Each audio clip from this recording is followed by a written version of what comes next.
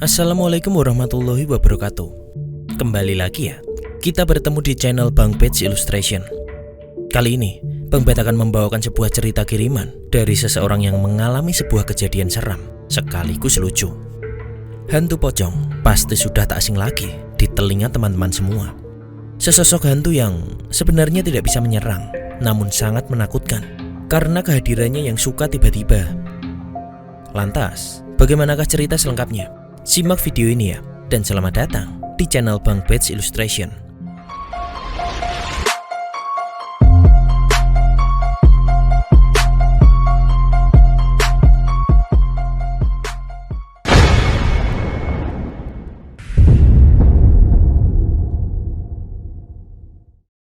Sebut saja namanya Mas Adi. Dia adalah seorang pedagang sayur keliling di Pagelaran Cianjur. Kisah ini terjadi di tahun 2007. Kala itu, ia masih berjualan sayur dengan menggunakan alat pikul karena belum memiliki sepeda motor. Ia masih ingat betul kejadian saat itu. Tepatnya pada hari Minggu, ketika ia berjualan di salah satu kampung di daerah Pagelaran. Ia memang sudah rutin ke sana. Apalagi pada hari itu sedang ada perayaan hari jadi di daerah itu, sehingga pasti akan ramai pembeli. Singkatnya, hari itu ia berangkat dengan menaiki sebuah ojek langganannya untuk sampai ke kampung tersebut.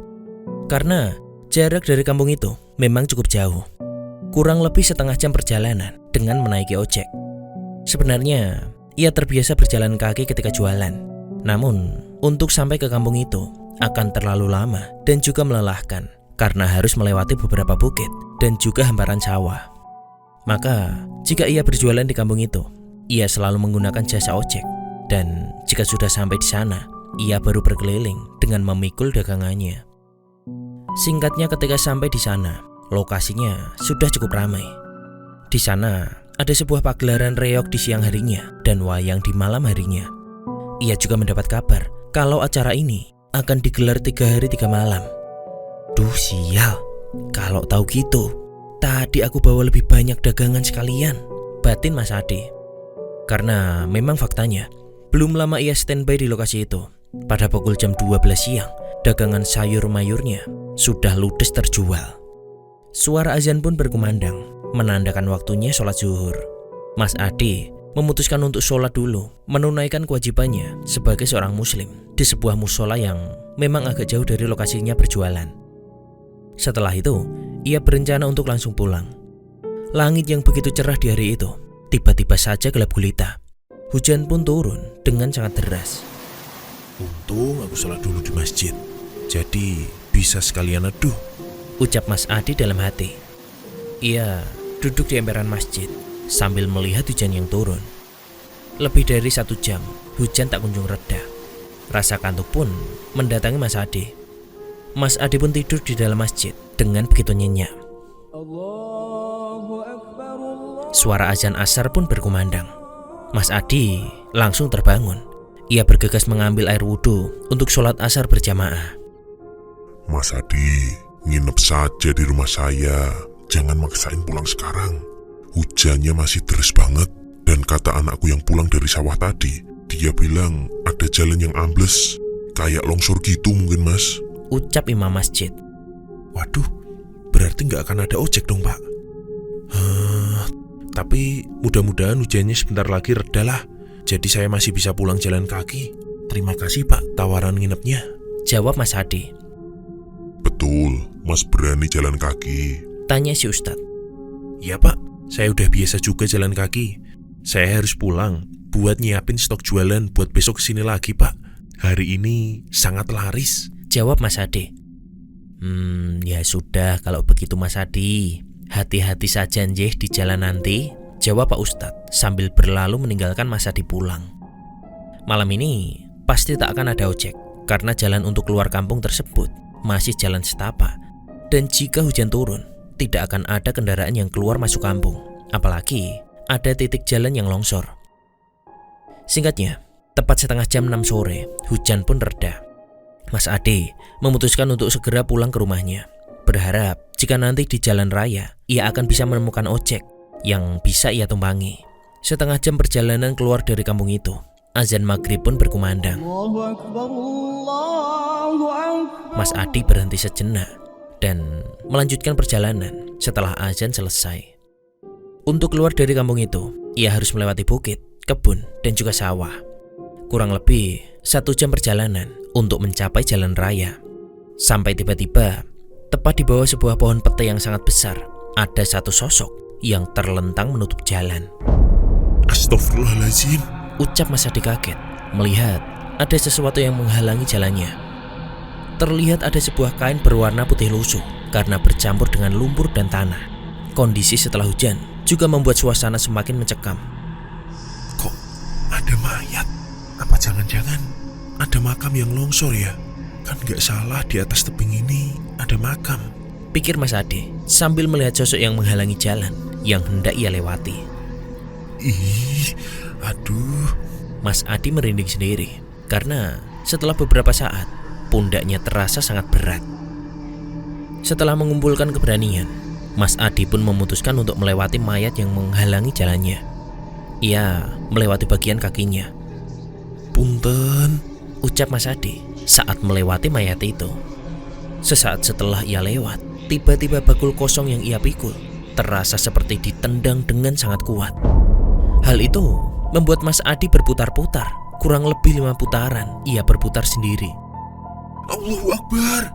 Teriak Mas Adi sambil terus berputar-putar. Akhirnya Mas Adi terjatuh ke bawah tebing dengan posisi kepala duluan, kurang lebih 2 meter dalamnya. Untung di bawah tebing tersebut adalah sawah yang baru digarap, jadi tidak terlalu keras. Goblok, pocong gendeng. Jahil banget mentang-mentang kamu setan. Teriak Mas Adi dari bawah. Seluruh wajah hingga tubuhnya kotor, penuh dengan lumpur sawah. Hati yang awalnya sangat takut berubah menjadi berani dan emosi. Mas Adi marah karena ia tak terima dikerjai sampai nyungsep ke dalam lumpur sawah. Bakul yang kosong pun dilemparnya ke atas jalan karena sulit juga kalau naik sambil memikul bakul. Naik tebing pun terasa sulit karena tanah di sana memang merah dan licin. Lebih dari 3 kali ia terjatuh ke bawah lagi, hingga akhirnya ia sampai juga di atas. Pocong gendeng yang tadinya terbaring kini berdiri di samping pohon pete besar tadi. Dasar pocong gendeng. Teriak Mas Adi kesal. Bakul kosong yang ia bawa pun ia lempar ke arah pocong itu yang berdiri mengamatinya. Seketika pocong itu menghilang saat bakul yang ia lempar hampir mengenainya. Pocong gendeng sialan! Teriak Mas Adi kesal. Mas Adi pun mendekati pohon pete itu untuk mengambil bakul yang tadi ia lempar. Di saat Mas Adi mau mengambil bakulnya, pantat Mas Adi terasa seperti ada yang menendang dan membuat Mas Adi jatuh terjungkal untuk yang kedua kalinya dengan posisi jatuh yang tidak mengenakan. Brengsek dasar pocong gendeng, sialan!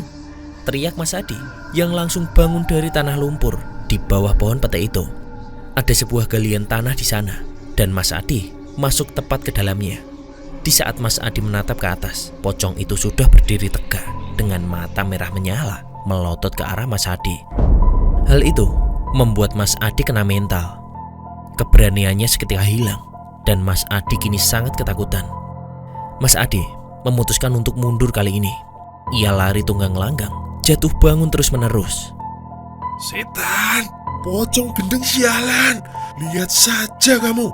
Teriak Mas Adi sambil berlari.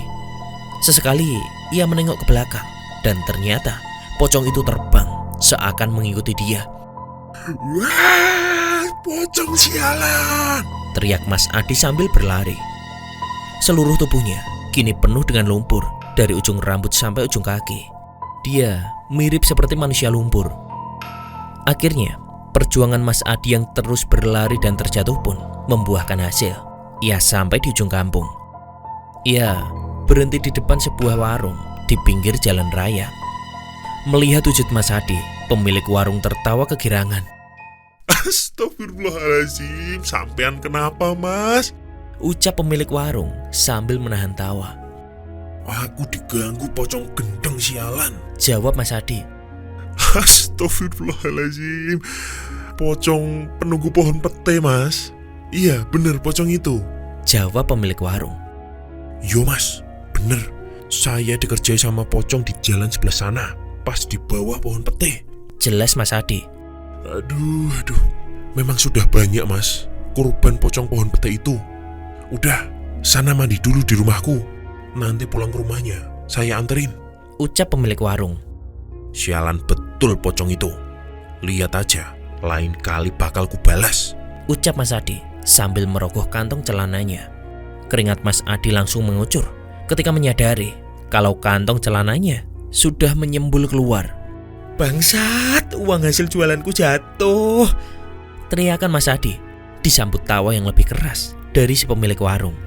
Mas Adi harus merelakan uang hasil jualannya karena tidak mungkin ia kembali ke lokasi tadi untuk mencari uangnya yang jatuh.